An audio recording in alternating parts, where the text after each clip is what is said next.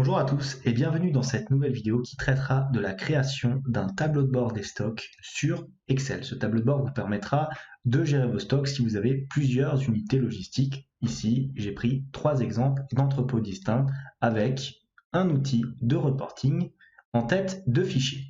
Mais tout d'abord, et comme à chaque fois, si vous souhaitez aller plus loin dans les explications, je vous invite à cliquer sur les liens de formation dans la description. Et si vous ne souhaitez pas rater mes vidéos sur la comptabilité, la finance et l'utilisation des outils tels qu'Excel dans le monde de l'entreprise, n'hésitez pas à vous abonner à la chaîne. De plus, pour ceux qui souhaiteraient uniquement acquérir le fichier sans passer par le tutoriel vidéo, sachez que tous les documents sont disponibles en illimité et dans leur version finalisée pour mes contributeurs Patreon, plateforme dont vous trouverez le lien en description. Alors pour construire notre tableau de bord relatif au stock, je vous propose, et comme à chaque fois, de démarrer par la mise en forme. Donc on va y mettre tout d'abord le titre, tableau de bord des stocks 2022. Comme ça, on va sélectionner notre titre jusqu'à peu près la colonne N sur 2 lignes. On va fusionner et centrer, on va centrer le tout. On va mettre notre titre en gras et on va augmenter la police au maximum. Là, on va mettre à peu près une police 28 et on va y intégrer des bordures extérieures épaisses, comme ceci. Ensuite, on va sélectionner, on va créer les différents emplacements qui vont nous servir à y intégrer les différents indicateurs et graphiques de notre fichier. Donc, on va sélectionner de la ligne 3 à peu près la ligne 10, comme ça. Voilà, on va mettre des bordures extérieures épaisses, on va fusionner et centrer le tout. Alors, cela va concerner les entrées ainsi que les sorties de stock. Donc on va faire un graphique dans cette zone-là. On va sélectionner cette zone-là. Voilà. Pareil, on y met nos petites bordures. Ici, on va y mettre les différents mois de l'année. Donc là, c'est très simple. On va donc mettre janvier. On va tirer tout ça vers la droite. Décembre. On va centrer le tout. On va mettre notre titre naturellement en gras. Pour les entrées et sorties, on fait un renvoi à la ligne automatique et surtout on fait un clic droit. On va dans format de cellule. Un petit panneau s'ouvre. Voilà. On va dans alignement et naturellement on choisit une orientation à 90 degrés. Voilà, on appuie sur OK. On centre notre texte, le tout en gras. On augmente la police. Voilà, comme ceci. Ensuite, on change la couleur. Donc, ici, comme les entrées créent un coût supplémentaire à l'entreprise, je vous propose de le mettre en rouge. Et pour les sorties, je vous propose de mettre plutôt du vert. Voilà, comme ça, on appuie sur Entrée. Voilà, on peut éventuellement augmenter la police, voilà, pour bien montrer à l'utilisateur. Alors, ça sert à quoi de mettre des couleurs directement comme ça? Ça sert à ne pas les mettre en légende sur le futur graphique qui apparaîtra ici. Une fois qu'on a fait ça, on va mettre une petite cellule noire ici et on va y intégrer les différents indicateurs. Donc là, je vous propose de fusionner et centrer par groupe de 3 afin d'y inclure à chaque fois un indicateur toutes les 3 lignes. Premier indicateur, il va concerner les données globales de votre fichier. C'est-à-dire, je vais intégrer plusieurs onglets par la suite qui vont concerner l'entrepôt numéro 1, vous pouvez copier et coller, l'entrepôt numéro 2, vous pouvez là aussi copier et coller, et enfin votre entrepôt numéro 3, ou site logistique, peu importe. On va mettre des bordures à chaque fois pour vous montrer la façon dont je construis ce fichier. À chaque fois, donc je vais avoir la situation de mon lieu logistique numéro 1, mon site logistique numéro 2, mon site logistique numéro 3, et enfin l'agrégat de toutes mes données logistiques. Donc, on va mettre tout ça en gras, voilà. Une fois qu'on a fait ça, autre indicateur important, ça va être les employés. Donc, on va mettre ici employés. Ça va concerner naturellement le nombre d'employés que vous aurez au sein de vos différentes structures. Voilà, on fusionne, on met tout ça en gras, voilà, et on fusionne à chaque fois les différentes cellules. Voilà. Donc là, vous aurez le nombre d'employés pour chacun des entrepôts, ainsi que les données globales ensuite. On va mettre des bordures. Voilà. Voilà. Je vous propose éventuellement de mettre un titre. Là aussi, on va mettre du jaune peut-être un petit peu plus clair. Comme ça. Le deuxième ici.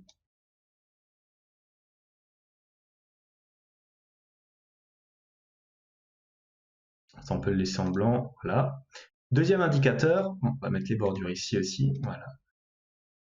Deuxième indicateur, on fusionne sur deux lignes. Ça va être le chiffre d'affaires global.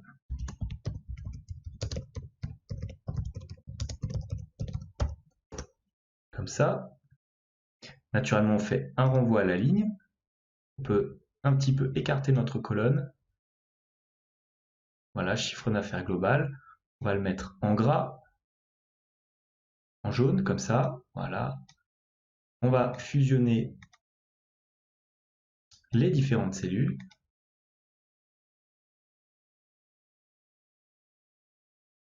On met notre bordure. Chiffre d'affaires global. Ensuite, une fois qu'on a ça, on va mettre comme indicateur, pareil, on fusionne sur deux lignes. D'ailleurs, tiens, je peux fusionner ensuite les différents. Donc, on va avoir ici le nombre d'expéditions, puis le revenu par expédition, et enfin, on y mettra les expéditions par employé. Donc, le nombre d'expéditions, le revenu par expédition, et enfin, les expéditions par employé. Comme ça, on sélectionne le tout, on fait un renvoi à la ligne à chaque fois. En gras, voilà, on va mettre des bordures épaisses un petit peu partout. Je préfère les bordures épaisses sur les tableaux de restitution, je trouve que ça se voit mieux pour l'utilisateur.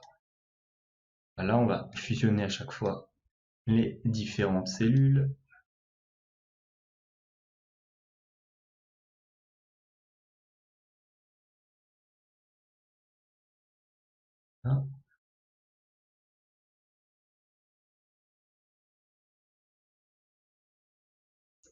Maintenant, on va y mettre des bordures à chaque fois.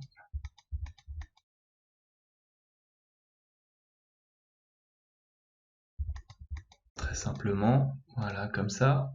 Une fois qu'on a fait ça, on aura encore un dernier indicateur qu'on va y placer sur notre fichier. Ça va concerner le taux d'occupation de l'entrepôt. Donc, on va sélectionner à peu près jusqu'à la ligne 31 comme ceci. On va fusionner et centrer. Donc, on va y mettre taux d'occupation entrepôt. Comme ça. On fait un petit clic droit comme à chaque fois. Format de cellule, alignement, on va mettre 90 degrés. On appuie sur OK. On augmente la taille de notre police, on active le renvoi. On met tout ça en gras avec un fond jaune. On centre, voilà. Taux d'occupation entrepôt. Une fois qu'on a fait ça, vous allez mettre ici des bordures épaisses. Attention, vous ne fusionnez pas ces cadres-là, puisque plus tard, nous y ferons apparaître une formule qui nous permettra d'avoir un graphique de progression. Voilà. Donc, voici pour le début de notre mise en forme. Maintenant, je vais mettre un petit menu ici. Donc, je vais sélectionner ma colonne A. Je vais la remplir avec la couleur noire. Je vais éventuellement augmenter sa taille comme ça, peut-être un petit peu moins, voilà. Et ce que je vais faire, c'est très simple, je vais rajouter différents éléments. Donc, je vais rajouter des formes, je vais dans Insertion, je choisis Illustration, Forme, je sélectionne, alors on va prendre un rectangle au coin arrondi, ça fera très très bien l'affaire.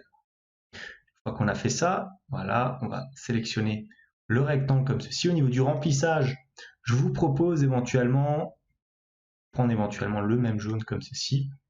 Le contour, on va le prendre en brun très très foncé. Voilà. On peut éventuellement modifier le texte de notre forme. Donc moi, je vous propose tout simplement d'y mettre tableau de bord. Pourquoi? Parce que ça va concerner tout simplement l'onglet de tableau de bord. On va mettre tout ça en gras. Avec une police noire comme ceci, on va centrer nos différents éléments, on va augmenter la taille de la police. Voilà, comme ça, c'est parfait. Une fois qu'on a fait ça, je vous propose de tourner la forme à 90 degrés, comme ceci. Voilà, de la placer, la mettre ici. On va copier cet élément, CTRL V. On va le placer ici. De toute façon, après, on va faire un alignement, hein, donc faites-le à peu près, mais on va gérer ça tout à l'heure. Là, ça sera l'onglet pour votre entrepôt numéro 1. Ensuite, on va tout de suite changer la couleur de notre forme, comme s'il ne s'agit pas de l'onglet de sélection actuel, on va le mettre en brun, le contour en brun, et maintenant vous pouvez copier cette forme, copier, CTRL V, voilà, CTRL C, CTRL V, voilà, donc on est sur l'entrepôt 1, on va modifier ici, on va mettre entrepôt numéro 2, et enfin entrepôt numéro 3. Comme ça. Maintenant, ce que je vais faire, c'est que je vais sélectionner toutes ces formes en restant appuyé sur la touche CTRL de mon clavier, comme ça.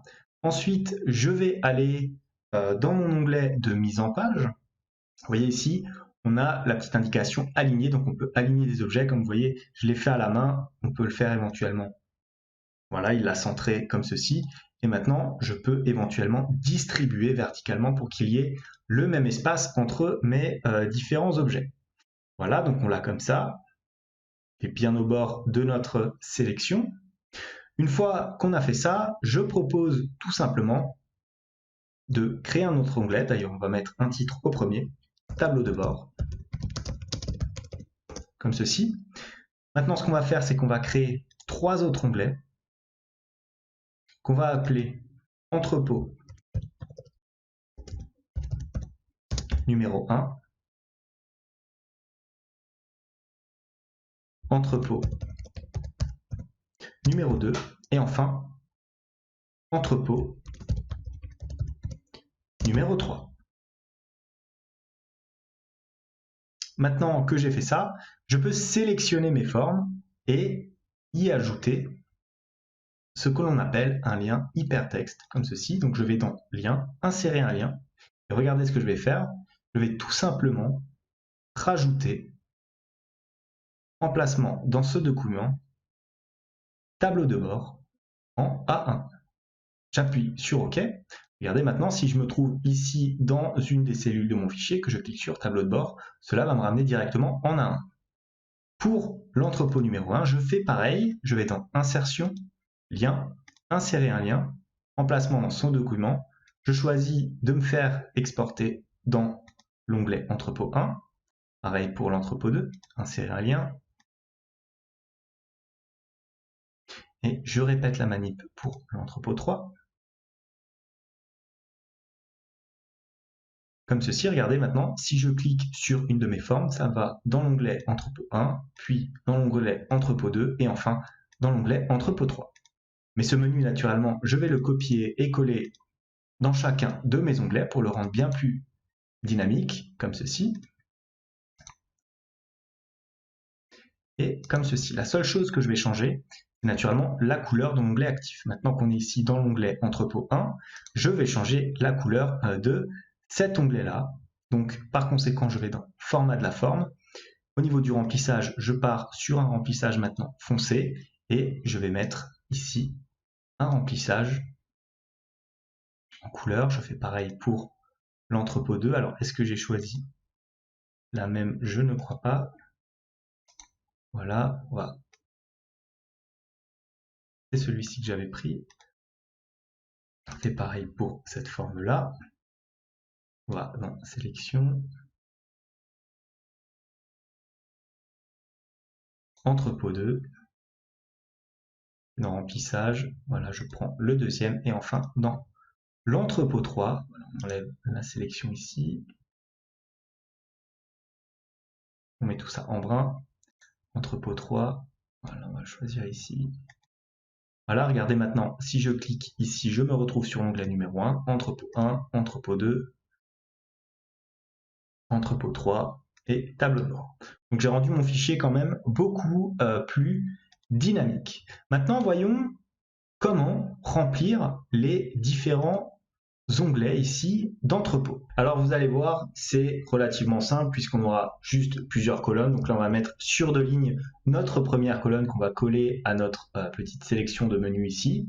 Donc fusionner et centrer, on applique naturellement des bordures épaisses et on va y mettre tout simplement le champ de date.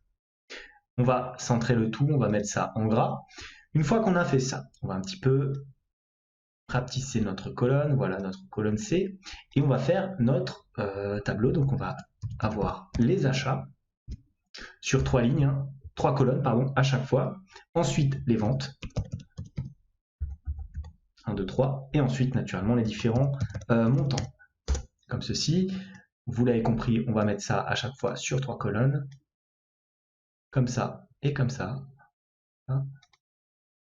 Les trois petites cellules en bas, donc ça va concerner à chaque fois la quantité que vous allez avoir, le prix unitaire,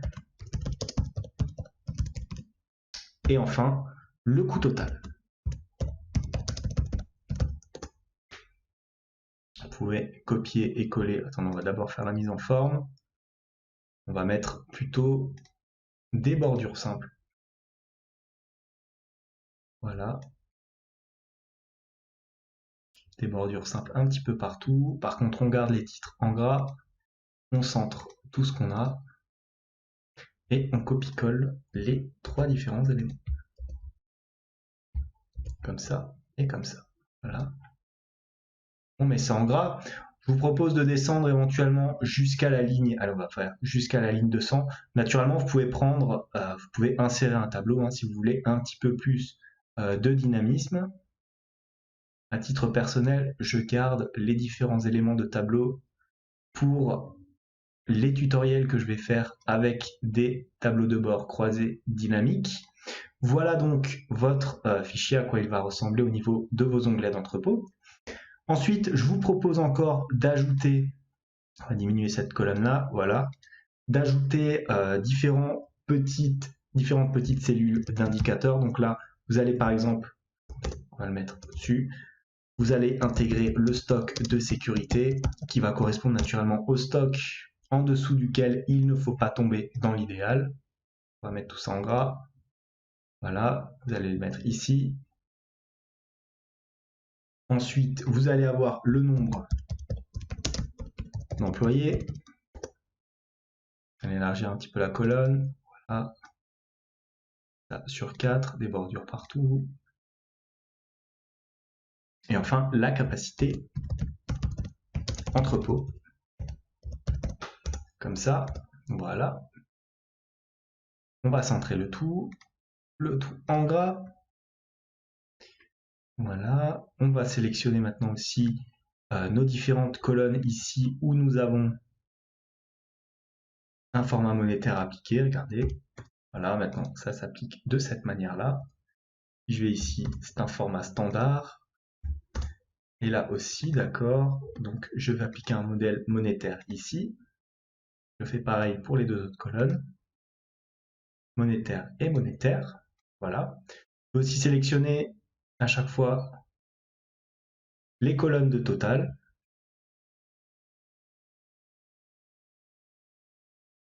Comme ça et comme ça. Que je vais remplir dans un gris relativement... on va mettre un gris comme ça. Voilà, pour bien montrer à l'utilisateur que cette partie-là ne sera pas à remplir par lui-même puisqu'elle se fera automatiquement. Je vais centrer mes différents titres, comme ça et comme ça. Voilà, Je vais dans affichage, j'enlève naturellement le quadrillage. Voilà, et maintenant, une fois que j'ai fait ça, je peux faire un petit copier, coller à chaque fois jusqu'à la colonne haut, comme ça. Voilà.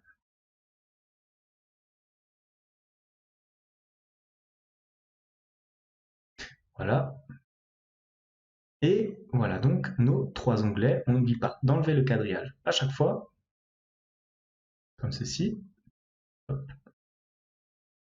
Là aussi. Et voilà donc pour la mise en forme de notre fichier. Alors comme à chaque fois, on démarre doucement la création d'un fichier, très simplement par la mise en forme. Je vous donne maintenant rendez-vous dans la deuxième partie de ce tutoriel où on va aborder la mise en place des différentes formules et des indicateurs qu'on va faire apparaître ici dans notre tableau de bord. En tout cas, n'hésitez pas à me mettre un commentaire, éventuellement à liker la vidéo, à vous abonner à la chaîne. En tout cas, moi je vous dis merci et à bientôt pour une nouvelle vidéo.